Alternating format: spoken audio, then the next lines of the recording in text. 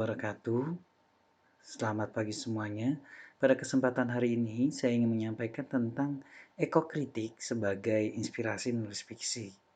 Perkenalkan, saya Syarif Hidayatullah, dosen Universitas Muhammadiyah, Profesor Dr. Hamka di Program Studi Pendidikan Bahasa dan Sastra Indonesia. Baik, sebelum kita membahas apa itu ekokritik, kita perhatikan dua ilustrasi berikut ini. Yang pertama, banjir itu karena ulah manusia. Kemudian dikomentari, bukan, tapi karena faktor alam. Menurut kalian, banjir itu faktor alam atau ulah manusia? Nanti kita uh, pikirkan jawabannya setelah kita bahas apa itu ekokritik. Jadi, ekokritik adalah pandangan tentang sikap baik dan buruk manusia terhadap lingkungan.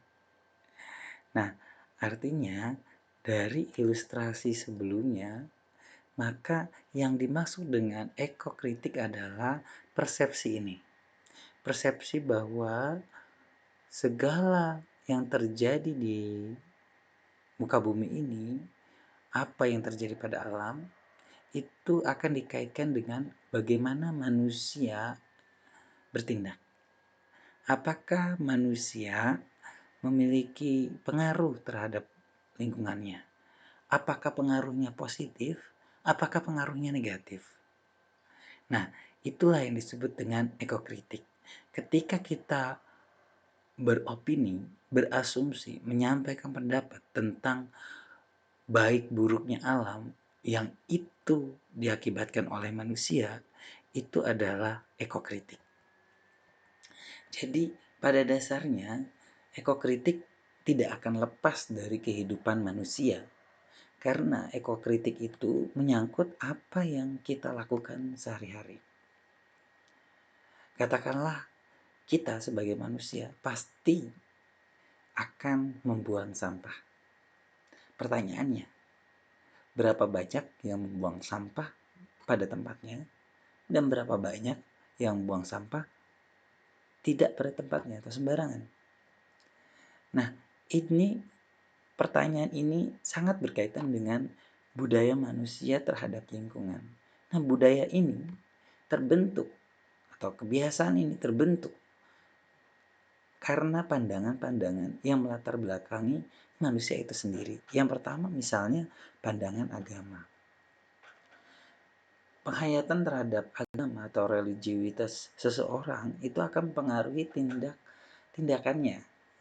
Jadi kalau di dalam Islam kita mengenal hadis Nabi, an-nadzafatul minal iman. Kebersihan sebagian daripada iman. Bahkan dalam riwayat-riwayat lain, kalau kita cermati, ada sebuah hadis yang menyatakan bahwa kalau kita tidur dalam keadaan tangan kita kotor, dalam arti kata setelah makan masih menyimpan bau dan rasanya, itu oleh agama Islam disampaikan bahwa mengundang setan. Setan akan menjilat rasa yang tersisa di tangan kita dan menyerap baunya. Jadi kalau kita sakit setelah itu, nah itu karena perbuatan kita. Nah, pandangan-pandangan agama ini membuat manusia akan berperilaku seperti apa terhadap lingkungannya. Nah, kemudian yang kedua adalah tradisi. Tradisi yang ada di masyarakat. Ada tidak tradisi gotong royong untuk bersih-bersih? Ada tidak tradisi yang membuat seseorang untuk menanam, untuk menjaga lingkungan? Misalnya kita lihat bagaimana budaya-budaya di tempat lain di luar Pulau Jawa begitu, ada tradisi melepas tukik. Nah, itu bagus sekali. Konservasi tukik dengan melepas anakan dari tukik tersebut, dari kura-kura dilepas ke laut. Nah, itu adalah tradisi yang baik. Nah, ada juga berkaitan dengan kebiasaan manusia, kebiasaan yang dilakukan oleh seseorang karena yang dibentuk sebetulnya dari agama dan tradisi itu sendiri. Jadi orang akan resah ketika buang sampah sembarangan karena dia sudah biasa membuang sampah pada tempatnya. Nah, ini akan mempengaruhi bagaimana seseorang berpikir terhadap lingkungannya. Nah, kemudian ada akibat yang ditimbulkan manusia kepada alam. Yang pertama adalah pelestarian alam. Yang kedua adalah bencana alam. Nah, tentu saja kalau kita berbicara pelestarian alam, maka banyak upaya yang dilakukan manusia untuk melestarikan alam. Misalnya dengan melakukan konservasi hewan dan tumbuhan langka. Ya, karena adanya predator yang membuat hewan-hewan yang rentan untuk dimakan oleh predator yang lebih buas, maka kemudian manusia melestarikan beberapa hewan atau tumbuhan untuk kemudian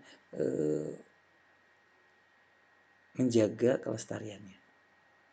Ada juga misalnya upaya untuk memodifikasi cuaca dalam hal pertanian, dalam hal menyuburkan tanaman, dalam hal misalnya melakukan mitigasi bencana agar tidak terjadi kebakaran lahan yang diakibatkan dengan cuaca panas seperti itu. Dimodifikasi cuacanya sengaja agar turun hujan di tempat tersebut. Atau misalnya upaya untuk memodifikasi alam buatan, misalnya danau buatan, taman, hutan buatan, dan sebagainya. Itu adalah bentuk pelestarian alam manusia.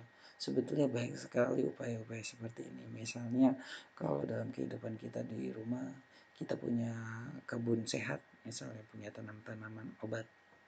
Atau misalnya kita juga memiliki perhatian terhadap lingkungan dengan misalnya memberikan makan kucing liar atau menumbuhkan atau membuang sampah organik pada tumbuhan sehingga semakin subur.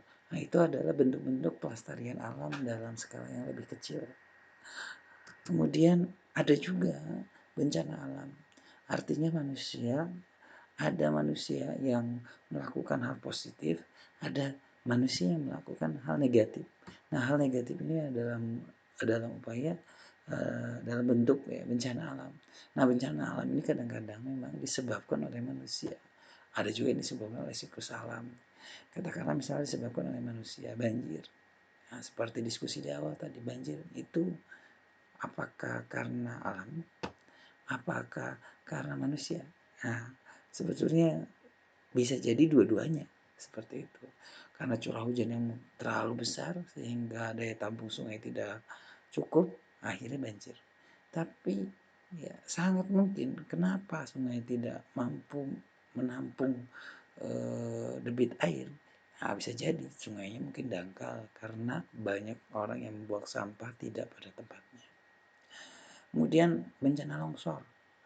Penebangan hutan mengakibatkan longsor sehingga tanah tidak mampu menahan debit air sehingga longsor. Kebakaran hutan, ada pembakaran liar sehingga hutan dibakar. Kemudian pemanasan global karena manusia misalnya melakukan segala aktivitasnya menggunakan bahan-bahan yang mengakibatkan pemanasan global, misalnya memakai kendaraan secara berlebihan, pabrik di mana-mana dan seterusnya. Kemudian bencana alam yang mungkin ini adalah siklus alam seperti gempa, gunung berapi meletus, tsunami, angin puting beliung, yang itu adalah bagian dari siklus alam. Tetapi yang perlu diperhatikan di sini ada bencana alam memang yang diakibatkan oleh manusia itu sendiri. Nah, ketika kita berbicara ini, itulah ekokritik. Nah, ekokritik dan sastra, kita akan menautkan ekokritik ini dengan fiksi mini nanti. Nah, maka kemudian kita perlu perhatikan apakah ekokritik ini adalah hal yang baru dalam karya sastra. Nah, ternyata tidak. Karena karya sastra sebetulnya banyak dipengaruhi oleh hubungan manusia dan alam. Kalau kita baca berbagai karya sastra yang ada di Indonesia ini, banyak sekali yang mengangkat latar belakang alam.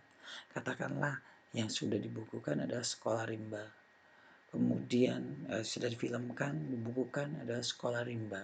Kemudian ada Laskar Pelangi.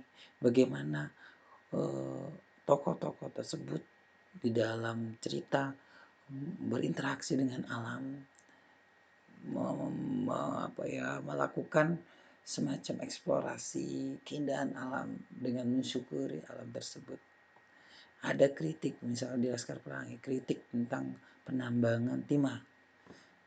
Di Sekolah Rimba ya kritik bagaimana pembalakan liar dan seterusnya. Nah, itu adalah menunjukkan bagaimana karya sastra sebetulnya tidak lepas dari bagaimana ekokritik itu terjadi di dalam interaksi penulis dengan lingkungannya. Kemudian yang kedua adalah perubahan lingkungan dari alam pedesaan ke alam perkotaan menjadi topik yang sering dibahas. Nah, ini yang sering dibahas oleh para pengarang adalah topik-topik perubahan alam dari pedesaan yang asri berubah dengan majunya industri, tumbuhlah pabrik dan lain sebagainya. Situasi ini yang sering dibahas oleh para sastrawan. Nah, itulah sekilas tentang ekokritik. Mudah-mudahan pembahasan tentang ekokritik ini membuka inspirasi kita terhadap bagaimana mengkritik manusia. Sebetulnya kalau kita mengkritik manusia, itu adalah mengkritik diri kita sendiri. Seperti itu, sebagai upaya pencegahan dari bencana alam, sebagai upaya pelestarian alam, sehingga bumi kita semakin sehat. Nah, demikian pemaparan saya tentang ekokritik sebagai inspirasi dalam menulis fiksi.